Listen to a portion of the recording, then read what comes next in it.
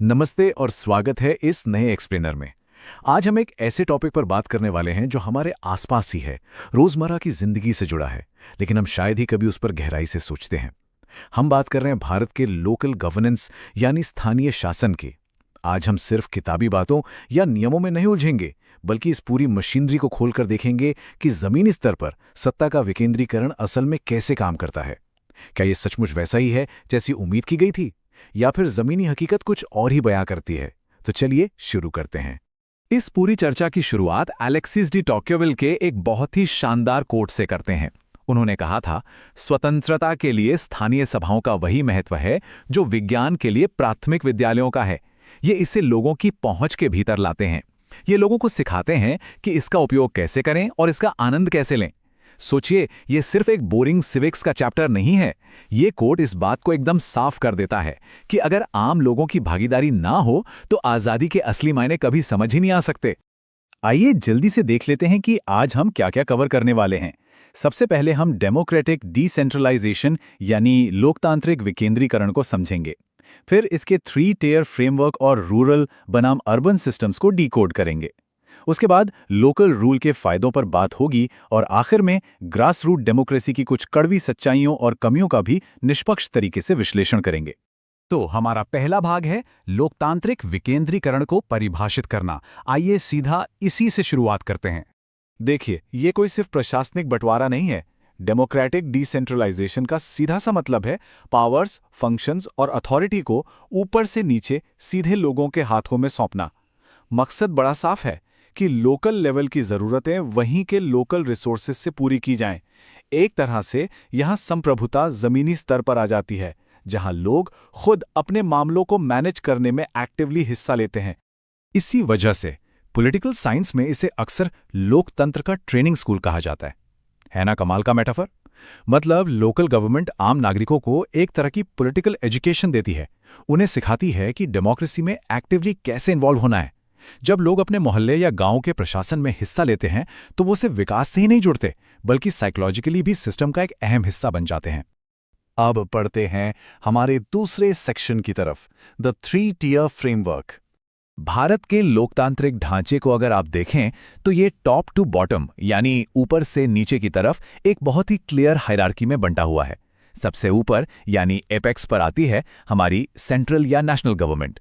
उसके ठीक नीचे मिडिल में है स्टेट या प्रोविंशियल गवर्नमेंट्स, और फिर सबसे नीचे बिल्कुल बेस पर आता है लोकल सेल्फ गवर्नमेंट। ये ढांचा हमें साफ साफ दिखाता है कि संविधान बनाने वालों ने देश भर में सत्ता के बंटवारे का ब्लूप्रिंट कैसे तैयार किया था। आगे बढ़ते हैं तीसरे हिस्से पर, ग्रामीण बनाम शहरी प्रणालियां। अब सबसे दिलचस्प बात पता क्या है? सिस्टम के सबसे निचले स्तर पर आकर यह ढांचा दो अलग अलग ट्रैक्स में बंट जाता है। ग्रामीण यानी रूरल इलाकों के लिए हमारे पास पंचायती राज सिस्टम है, और शहरों की जटिलताओं को संभालने के लिए अर्बन लोकल बॉडीज बनाई गई हैं। दोनों ही अपने अपने तरीके से काम करती हैं। हालांकि यहां एक बात ध्यान देने वाली है कि हर राज्य में इनका स्ट्रक्चर एकदम एक जैसा नहीं होता। अलग अलग राज्यों में थोड़ा बहुत फर्क देखने को मिल ही जाता है। अगर हम रूरल सिस्टम यानी पंचायती राज को डिकोड करें तो इसमें भी एक 3 टियर हायरार्की है। सबसे पहले गांव के लेवल पर होती है ग्राम पंचायत, फिर ब्लॉक लेवल पर आती है पंचायत समिति, और सबसे ऊपर डिस्ट्रिक्ट यानी जिला स्तर पर बैठती है जिला परिषद। ये पूरा सेटअप खास तौर पर ग्रामीण विकास को ध्यान में रखकर बड़ी ही बारीकी से डिजाइन किया गया है। वहीं दूसरी तरफ जब हम शहरों की तरफ देखते हैं, जहां आबादी बहुत घनी है, तो वहां की जरूरतें बिल्कुल अलग होती हैं। इसलिए अर्बन लोकल बॉडीज को भी 3 लेवल्स में बांटा गया है। सबसे निचले स्तर पर हैं नोटिफाइड एरिया काउंसिल्स, बीच में आती हैं म्यूनिसिपैलिटीज यानी नगर पालिकाएं, और सबसे ऊपर होते हैं टॉप लेवल कॉर्पोरेशंस या नगर निगम। ये पूरा स्ट्रक्चर बड़े शहरों की भारी भरकम डिमांड्स और इंफ्रास्ट्रक्चर को मैनेज करने के लिए खड़ा किया गया है। अब एक बहुत ही क्रिटिकल पॉइंट समझते हैं। ये जो लोकल बॉडीज है ना, ये पूरी तरह से इंडिपेंडेंट नहीं है। असल में इनका सर्वाइवल इस बात पर टिका है कि ऊपर बैठी सरकारें यानी केंद्र और राज्य इन्हें कितनी पावर और कितनी जिम्मेदारी ट्रांसफर करती हैं। ये अपने काम करने के लिए रिसोर्सेज और फंड्स के मामले में भी हायर लेवल गवर्नमेंट्स पर ही डिपेंड करती हैं। लोकल लेवल पर जितने भी सोशल और इकोनॉमिक डेवलपमेंट के प्रोग्राम्स होते हैं वो इन्हीं के जरिए लागू किए जाते हैं। अब आते हैं चौथे भाग पर, स्थानीय शासन के क्या लाभ हैं। चलिए इसके फायदों की बात करते हैं। इसका सबसे बड़ा फायदा तो यही है कि यह केंद्र और राज्य सरकारों के सिर से एडमिनिस्ट्रेशन का काफी बड़ा बोझ कम कर देता है। अब क्योंकि हर इलाके की अपनी कुछ यूनिक ज़रूरतें और दिक्कतें होती हैं, तो लोकल बॉडीज उन्हें सीधे तौर पर और ज़्यादा तेज़ी से हैंडल कर सकती हैं। फैसले जल्दी लिए जाते हैं और एक्शन तुरंत होता है। और सबसे बड़ी बात, ये एक ऐसी जगह है जहां से लोकल लीडरशिप उभरकर सामने आती है। और हाँ, इसका एक और बहुत ही शानदार पहलू है। लोकल गवर्नेंस सिर्फ लोकल प्रॉब्लम सॉल्व करने की जगह नहीं है, ये एक तरह का इंक्यूबेटर भी है। मतलब अगर कोई नई पॉलिसी या एक्सपेरिमेंट ग्रास रूट लेवल पर हिट हो जाता है, तो उसे स्टेट या नेशनल लेवल पर भी आसानी से रेप्लिकेट किया जा सकता है। तो ये एक बहुत ही बेहतरीन टेस्टिंग ग्राउंड भी बन जाता है। तो इन सब पॉजिटिव बातों को सुनकर क्या लगता है? क्या ग्रास रूट डेमोक्रेसी वाकई में एकदम परफेक्ट, फ्लॉलेस सिस्टम है? क्या यह सच में वैसे ही काम कर रहा है जैसा सोचा गया था? अब हम इसी सवाल के जवाब में कुछ कड़वी सच्चाइयों का रुख करने वाले हैं। और इसी के साथ हम आते हैं अपने आखिरी हिस्से पर, जमीनी स्तर के लोकतंत्र की कमियां या इसके पिटफॉल्स। अगर हम इसका पूरी तरह से ऑब्जेक्टिव और यथार्थवादी एनालिसिस करें, तो कई स्ट्रक्चरल कमियां उभरकर सामने आती हैं। थियरी में तो ये सिस्टम लोगों को एम्पावर करने के लिए है, लेकिन प्रैक्टिकली देखें तो कई बार ये एक बहुत ही संकीर्ण या नैरो माइंडसेट पैदा कर देता है। कई रिपोर्ट्स और क्रिटिक्स बताते हैं कि अक्सर ये संस्थाएं जाति, समुदाय और लिंग से जुड़े पूर्वाग्रहों और पक्षपात को बढ़ावा देने लगती हैं। कुछ और गंभीर आलोचनाओं पर नजर डालें तो पता चलता है कि लोकल इलेक्शंस में आज भी पैसे और बाहुबल यानी मनी और मसल पावर का बहुत ज्यादा बोलबाला है। इसके अलावा जन केंद्रित कार्यक्रमों को सही से लागू करने के लिए इन संस्थाओं के पास अक्सर रिसोर्सेज की भारी कमी होती है। और शायद सबसे तीखी आलोचना ये की जाती है कि कभी-कभी ये ग्रासरूट डेमोक्रेसी के नाम पर सिर्फ इनएफिशिएंसी, करप्शन और रेड टेपिज्म का डंपिंग ग्राउंड बनकर रह जाती हैं। कहा तो यहां तक जाता है कि ये चालाक राजनेताओं के करीबियों के लिए एक रिहैबिलिटेशन सेंटर की तरह काम करने लगती हैं। एक्सपेक्टेशन और रियलिटी के बीच का ये कॉन्ट्रास्ट वाकई हैरान करने वाला है। सोचा तो ये गया था कि यहां से नए लोकल लीडर्स निकलेंगे, लेकिन अक्सर होता यह है कि स्टेट और नेशनल लेवल के नेता इसे अपना पॉलिटिकल माइलेज बढ़ाने का शिकारगाह बना लेते हैं। इसी तरह इसे फ्यूचर लीडर्स की ट्रेनिंग के लिए एक बेहतरीन स्कूल माना गया था, लेकिन कई बार यहां से निकले नेता खुद को नेशनल या स्टेट लेवल के बड़े और कॉम्प्लेक्स इश्यूज को हैंडल करने में पूरी तरह असमर्थ पाते हैं। तो इस पूरी चर्चा के बाद हम एक बहुत ही गहरे सवाल के साथ इस एक्सप्लेनर को खत्म करते हैं। क्या लोकल गवर्नमेंट वाकई में डेमोक्रेसी का अल्टीमेट ट्रेनिंग स्कूल है, या फिर इसकी खामियों का महज एक डंपिंग ग्राउंड? शायद सच इन दोनों के बीच में कहीं छिपा है। विकेंद्रीकरण का आइडिया भले ही कितना भी शानदार क्यों ना हो, लेकिन जमीन पर इसे लागू करने की चुनौतियां भी उतनी ही बड़ी और असली हैं। खैर, सोचने के लिए काफी कुछ है। उम्मीद है आपको यह एनालिसिस पसंद आया होगा। हमारे साथ जुड़ने के लिए बहुत बहुत शुक्रिया। नमस्कार। आज हम बात करने वाले हैं भारत में पंचायती राज की, एक ऐसा सिस्टम जो हमारे ग्रामीण प्रशासन की रीढ़ है। हम अक्सर इसके बारे में सुनते हैं, लेकिन क्या आपने कभी सोचा है कि इसकी शुरुआत कैसे हुई? प्राचीन काल के मिथकों से लेकर आधुनिक युग की राजनीतिक बहसों तक, पंचायती राज का ये सफर सिर्फ एक सरकारी ढांचे की कहानी नहीं है, बल्कि हजारों साल पुराने एक विचार के इवोल्यूशन की बहुत ही दिलचस्प कहानी है। तो चलिए बिना किसी देरी के शुरू करते हैं। इस पूरे सफर को हम 4 मुख्य हिस्सों में बांटकर देखेंगे। पहला, स्थानीय शासन की प्राचीन जड़ें। दूसरा, ब्रिटिश युग और महात्मा गांधी के विचार। तीसरा, आज़ादी के बाद का समय और शुरुआती समितियां। और अंत में राज्यों में इसका पुनरुद्धार और आधुनिक सुधार। तो चलिए सबसे पहले बात करते हैं स्थानीय शासन की प्राचीन जड़ों की, मिथकों से लेकर बड़े बड़े साम्राज्यों तक। आज़ादी के शुरुआती सालों से ही भारत में इस ग्रामीण स्थानीय शासन प्रणाली को हम आमतौर पर पंचायती राज के नाम से जानते हैं। ये नाम हम सबने सुना है, लेकिन ये जो ढांचा है ना, ये कोई रातों रात बनकर तैयार नहीं हुआ। इसका एक बहुत लंबा इतिहास रहा है। अगर हम इतिहास के पन्नों को पलटें तो देखेंगे कि प्रशासन ने समय के साथ कई रूप बदले हैं। आपको जानकर शायद हैरानी हो, लेकिन वैदिक काल से ही गांव को प्रशासन की सबसे बेसिक यूनिट मान लिया गया था। थोड़ा और आगे बढ़ें तो मौर्य साम्राज्य के दौरान यूनानी राजदूत मेगास्थनीज के डॉक्यूमेंट्स में भी लोकल एडमिनिस्ट्रेशन के साफ साफ सबूत मिलते हैं। और मुगल काल तक आते आते तो कस्बों और शहरों में भी एक प्रॉपर स्थानीय प्रशासन की शुरुआत हो चुकी थी। मतलब ये कॉन्सेप्ट हमेशा से हमारे समाज का हिस्सा रहा है। और इसका प्रमाण हमारे प्राचीन ग्रंथों में भी मिलता है। ऐसा माना जाता है कि हमारे देश में स्वशासन यानी सेल्फ गवर्नमेंट की पहली शुरुआत राजा पृथु ने की थी। सिर्फ यही नहीं, महाभारत के शांति पर्व, वाल्मीकि रामायण और शुक्राचार्य की नीति सार में भी इसका जिक्र है। कौटिल्य के अर्थशास्त्र में तो इसे गणपद कहा गया है, जिसका मतलब होता है ग्राम राष्ट्रमंडल। इससे एक बात तो बिल्कुल साफ हो जाती है कि पावर को डिसेंट्रलाइज करने का ये जो आइडिया है वो भारत की रग रग में बसा हुआ है। अब आते हैं हमारे दूसरे अहम पड़ाव पर, ब्रिटिश युग और गांधी और विकेंद्रीकरण की मांग। जब भारत पर अंग्रेजों का शासन था, तब पारंपरिक प्रणालियों की जगह कुछ नए औपचारिक ढांचे बनने लगे। साल 1882 में लॉर्ड रिपन ने नगर निगम प्रशासन का गठन किया। अब जैसे जैसे भारतीय लोगों ने प्रशासन में अपनी हिस्सेदारी मांगनी शुरू की, अंग्रेजों को कुछ तो करना ही था।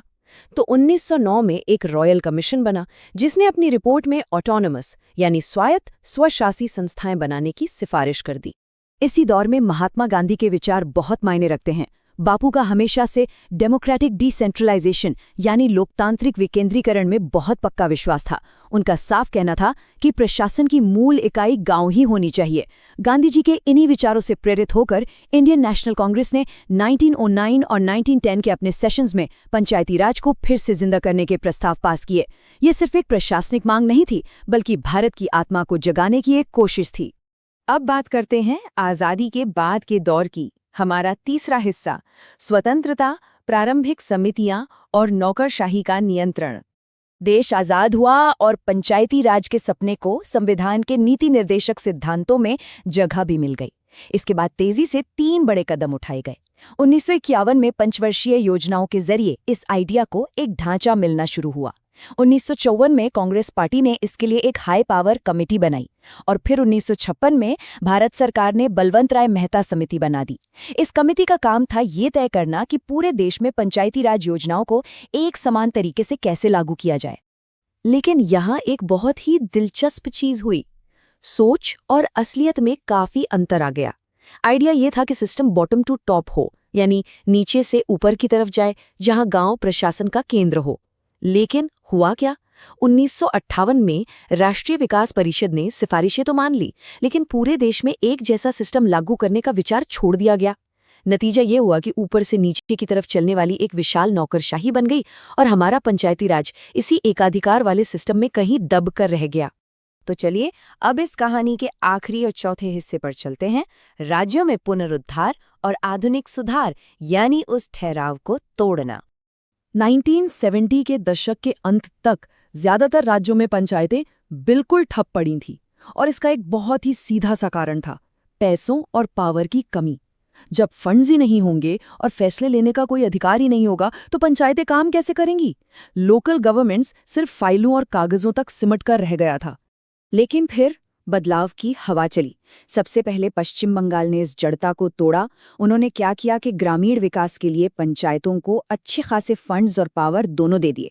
पश्चिम बंगाल में बाकायदा 3 स्तरों पर पंचायत चुनाव हुए और इतिहास में पहली बार पॉलिटिकल पार्टीज को इनमें अपने कैंडिडेट उतारने की परमिशन मिली।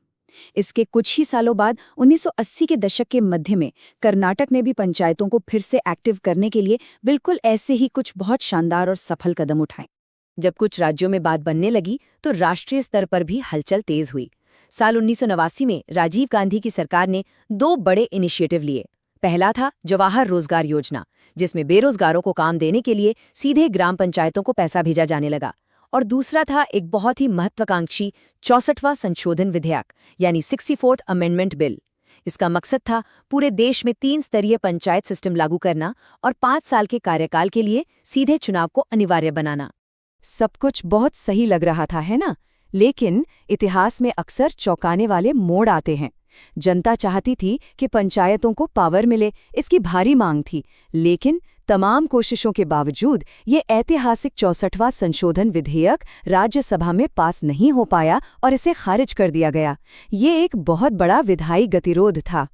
तो अब इस पूरे सफर को देखने के बाद एक बहुत ही गहरा सवाल हमारे सामने आता है। जरा सोचिए, अगर 1989 में जनता के इतने भारी समर्थन के बावजूद सत्ता हस्तांतरित करने वाला इतना अहम विधेयक फेल हो सकता है, तो सिस्टम में पावर को सच में विकेंद्रीकृत यानी डिसेंट्रलाइज करने के लिए असल में किस चीज की सबसे ज्यादा जरूरत होती है? क्या सिर्फ एक अच्छी सोच काफी है या हमें इससे कहीं गहरे संरचनात्मक बदलावों की जरूरत है? इसी सवाल के साथ आज की ये चर्चा यहीं खत्म करते हैं। खुद सोचिएगा जरूर। नमस्कार। आज के इस खास विश्लेषण में हम भारत के इतिहास के बेहद दिलचस्प अध्याय पर चर्चा करने वाले हैं, भारत की पंचायती राज प्रणाली। ये महज इतिहास का कोई पन्ना नहीं है, बल्कि स्थानीय शासन के मामले में उम्मीद बनाम जमीनी हकीकत का एक क्लासिक केस स्टडी है। कोई भी योजना कागज पर कितनी भी शानदार क्यों ना लगे, जमीन पर उतरते ही उसे कैसी कैसी चुनौतियों का सामना करना पड़ता है, ये उसका एक जीता जागता उदाहरण है। तो चलिए बिना किसी देरी के इस पूरे सफर को गहराई से समझते हैं।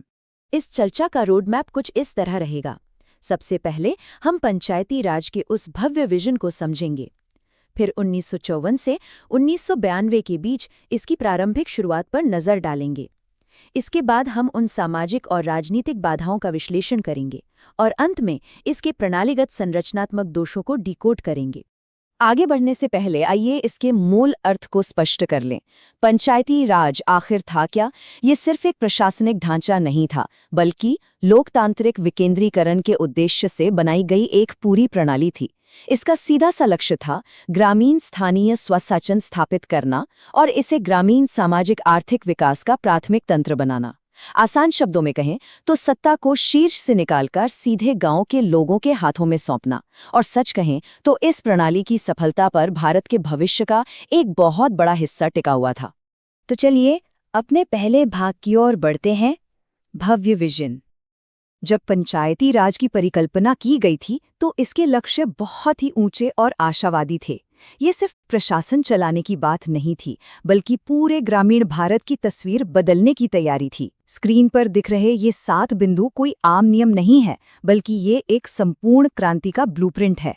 मकसद था कि स्थानीय लोग अपनी समस्याएं खुद सुलझाएं, उनके भीतर लोकतांत्रिक जीवन की एक आदत विकसित हो, गांवों को पूरी तरह से आत्मनिर्भर बनाना, ग्रामीण आबादी में वो खोया हुआ आत्मविश्वास जगाना और समुदाय के जरिए ही ग्रामीण विकास करना, ये इसके मुख्य लक्ष्य थे। इसके अलावा इसे एक ऐसी प्रशिक्षण प्रणाली के रूप में भी काम करना था जो भविष्य के लिए बेहतरीन लोकतांत्रिक नेता तैयार कर सके। कुल मिलाकर इस विजन का असली मकसद समुदायों को पूरी तरह से अधिकार संपन्न बनाना था। अब आते हैं दूसरे भाग पर, प्रारंभिक शुरुआत। विजन तो वाकई बहुत शानदार था, लेकिन हम जानते हैं कि हकीकत हमेशा कागजी योजनाओं जैसी नहीं होती। ऐतिहासिक नजरिया अपनाएं तो 1954 से ही इस प्रणाली का एक शुरुआती रूप काम करने लगा था, लेकिन असली टर्निंग पॉइंट आया 1959 में, जब बलवंत राय मेहता समिति की सिफारिशों के आधार पर इसे पहली बार आधिकारिक रूप से राजस्थान में लागू किया गया। इसके बाद लगभग हर राज्य ने इस त्रिस्तरीय प्रणाली को अपनाया और 1992 वो साल है जिसे इस प्रारंभिक कार्यात्मक युग का अंत माना जाता है, क्योंकि इसके ठीक बाद भारत में बड़े संवैधानिक संशोधन हुए थे। ये बात बहुत दिलचस्प है कि कैसे एक ही योजना जमीन पर अलग अलग रूप ले लेती है। राजस्थान के बाद बाकी राज्यों ने भी इसे अपनाया तो सही, लेकिन एक बहुत बड़ी अड़चन आ गई। अधिकांश भारतीय राज्यों ने इसे लागू करने के लिए अपने अपने अलग कानून पास कर दिए। नतीजा, पूरे देश में एक रूपता या यूनिफॉर्मिटी का पूरी तरह से अभाव हो गया। कोई एक तय ढांचा था ही नहीं। वहीं दूसरी ओर महाराष्ट्र ने एक बिल्कुल अलग और विशिष्ट रास्ता चुना। वहां विकास की सभी गतिविधियां सीधे जिला परिषदों को सौंप दी गईं। राज्यों के बीच का ये भारी अंतर आगे चलकर इस पूरी व्यवस्था के लिए एक बहुत बड़ी चुनौती साबित हुआ। और यहीं पर एक बहुत ही कड़वी सच्चाई सामने आती है। 1959 से लेकर 1992 के बीच पंचायती राज ने काम तो किया, कुछ शुरुआती सफलताएं भी मिलीं, लेकिन ये प्रणाली वो गुणात्मक परिवर्तन या क्वालिटेटिव चेंज लाने में पूरी तरह विफल रही जिसकी उम्मीद की गई थी। लोगों के जीवन स्तर में जो सुधार हुए वे बस आंशिक थे और कुछ गिने चुने इलाकों तक ही सिमट कर रह गए। वो जो भव्य विजन हमने पहले देखा था वो पूरी तरह से हकीकत में कभी नहीं बदल पाया। अब सवाल उठता है कि ऐसा क्यों हुआ? इसे समझने के लिए बढ़ते हैं तीसरे भाग की तरफ, सामाजिक और राजनीतिक बाधाएं। इतने शानदार लक्ष्यों वाली व्यवस्था आखिर लड़खड़ा क्यों गई? इसके जवाब उन वास्तविक सामाजिक और राजनीतिक घर्षण बिंदुओं में छिपे हैं जिन्होंने इस प्रणाली की रफ्तार रोक दी। इन्हें मोटे तौर पर 3 हिस्सों में बांटा जा सकता है। सबसे पहले शैक्षिक मोर्चे पर देखें तो सबसे बड़ी दीवार थी ग्रामीण आबादी के बीच व्यापक निरक्षरता और अज्ञानता। जाहिर है, जब लोग व्यवस्था को समझेंगे ही नहीं तो उसमें हिस्सेदारी कैसे करेंगे। राजनीतिक मोर्चे पर स्थिति और भी खराब थी। जो प्रतिनिधि चुने गए वो अनुभवीन थे और उनमें जागरूकता की भारी कमी थी। और तो और हानिकारक दलगत राजनीति ने गांव में घुसपैठ कर ली, जिससे गांव गुटों में बंट गए। कई जगह तो ये सामाजिक टकराव हिंसक रूप ले चुके थे। और आर्थिक मोर्चे पर वहां तो धन की भारी कमी थी। पंचायतें बड़े बड़े विकास कार्यों के सपने देख रही थी, लेकिन फंड्स न होने के कारण उन्हें हमेशा सरकारी अनुदान यानी ग्रांट्स पर निर्भर रहना पड़ा। आत्मनिर्भरता का सपना तो बस यहीं टूट गया। स्रोत सामग्री से लिया गया ये उद्धरण इस पूरी स्थिति को बिल्कुल साफ कर देता है। सभी लोगों की भागीदारी सुनिश्चित करने के उद्देश्य का लाभ केवल कुछ अमीर जमींदारों और उच्च वर्गों को मिला। अमीर जमींदारों ने चुनावों पर हावी रहे और बहुसंख्यक गरीब लोग इसमें शामिल होने में विफल रहे। ये एक बेहद कठोर वास्तविकता है। अगर हम याद करें तो शुरुआत में लोकतांत्रिक जीवन की आदत विकसित करने की बात की गई थी, लेकिन जमीन पर सत्ता पूरी तरह से एक विशिष्ट वर्ग की मुट्ठी में कैद होकर रह गई। अब हम अपने अंतिम भाग पर आते हैं, प्रणालीगत संरचनात्मक दोष। अभी तक हमने लोगों, समाज और राजनीति से जुड़ी बाहरी चुनौतियों को देखा, लेकिन क्या समस्या सिर्फ बाहर ही थी? जी नहीं। विश्लेषण स्पष्ट रूप से 1954 से 1992 के बीच के उन 10 सटीक संरचनात्मक दोषों को उजागर करता है जो खुद इस मशीनरी के भीतर ही मौजूद थे। मतलब बीमारी सिस्टम के अंदर ही थी जो इसे खोखला कर रही थी। आइए इन 10 प्रणालीगत खामियों पर एक नज़र डालें। सबसे पहले ग्राम सभा, जिसे इस पूरी व्यवस्था की नींव होना चाहिए था, वो लगभग अप्रभावी थी। कई जगहों पर समितियों का स्वरूप नामांकित या नॉमिनेटेड था, जो कि लोकतंत्र के बिल्कुल खिलाफ है। काम करने के लिए प्रशिक्षित कर्मचारियों की भारी कमी थी। लेकिन सबसे बड़ा रोड़ा था अत्यधिक सरकारी हस्तक्षेप। विजन था स्थानीय समस्या समाधान का। जरा सोचने वाली बात है, अगर हर छोटे काम में सरकार दखल देगी तो स्थानीय लोग अपनी समस्याएं खुद कैसे सुलझाएंगे। इसके साथ ही पर्याप्त शक्तियों का न होना, अनियमित चुनाव और पंचायतों का सार्वजनिक संस्थाओं के बजाय महज सरकारी एजेंसियों के रूप में काम करना, इन सब चीजों ने मिलकर उस महान विजन को एक बेहद कमजोर वास्तविकता में बदलकर रख दिया। साथ ही ब्लॉक का क्षेत्र भी बहुत छोटा रखा गया था, जिससे विकास कार्य प्रभावी ढंग से हो ही नहीं पाए।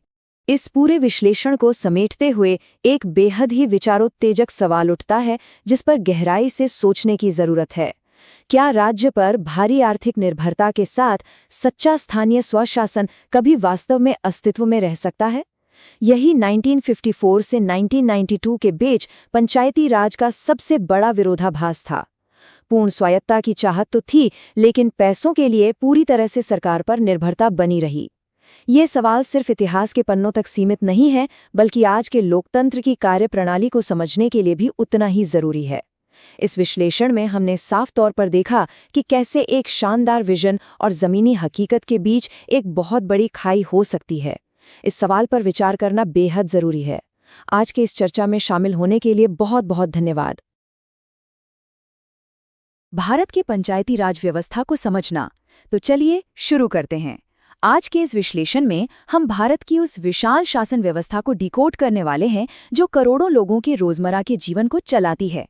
आइए स्थानीय शासन की उस जबरदस्त मशीनरी को समझते हैं जो देश के सुदूर गांवों तक लोकतंत्र की असली जड़ों को पहुंचाती है। तो चलिए इसमें गहराई से उतरते हैं। जरा सोचिए, भारत एक ऐसा देश है जहां आबादी का एक बहुत बड़ा हिस्सा गांव में बसता है। अब सवाल ये है कि इतनी बड़ी और विविध ग्रामीण आबादी पर एक केंद्रीय या राज्य स्तरीय राजधानी से प्रभावी ढंग से शासन कैसे चलाया जा सकता है? ये एक बहुत ही पेचीदा सवाल था। देखिए, दूर बैठकर हर गांव की एकदम अलग जरूरत को समझना और उसे सुलझाना लगभग नामुमकिन है। बिल्कुल इसी बड़ी प्रशासनिक उलझन को हमेशा के लिए सुलझाने के इरादे से ही 73वां संविधान संशोधन अधिनियम लाया गया था। इस पूरी पहेली का जो सबसे बुनियादी और असरदार समाधान निकला वो था सत्ता का विकेंद्रीकरण।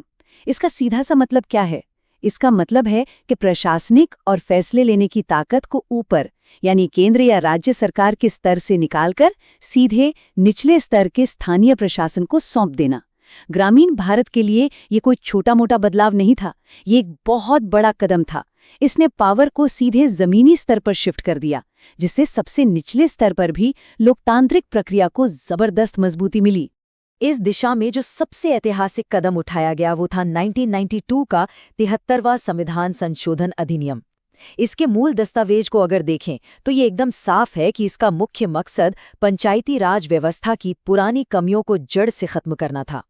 इसे सिर्फ एक कागजी बदलाव मत समझिए। ग्रामीण भारत के सामाजिक और आर्थिक विकास को रफ्तार देने के लिए इस व्यवस्था को एक बहुत ही व्यापक प्रतिनिधि आधार दिया गया था। इस अधिनियम ने ये पक्का कर दिया कि पंचायती राज संस्थाएं ग्रामीण क्षेत्रों में नियमित, एक्टिव और एकदम कुशल तरीके से काम कर सकें। और इस बदलाव का असर इतना व्यापक था कि 23 अप्रैल 1994 आते-आते पूरे देश में बड़े पैमाने पर बदलाव हो चुके थे। लगभग सभी राज्यों ने अपने पंचायती राज को मजबूत करने के लिए नए सिरे से कानून बनाए। इन कानूनों के तहत कई ऐतिहासिक नियम लागू किए गए, जैसे कि अनुसूचित जाति और अनुसूचित जनजाति के लिए उनकी जनसंख्या के अनुपात में आरक्षण पक्का किया गया और समाज के एक बहुत बड़े वर्ग को मुख्य धारा में लाने के लिए महिलाओं के लिए कम से कम 1/3 यानी 1/3 निर्वाचित सीटों का रिजर्वेशन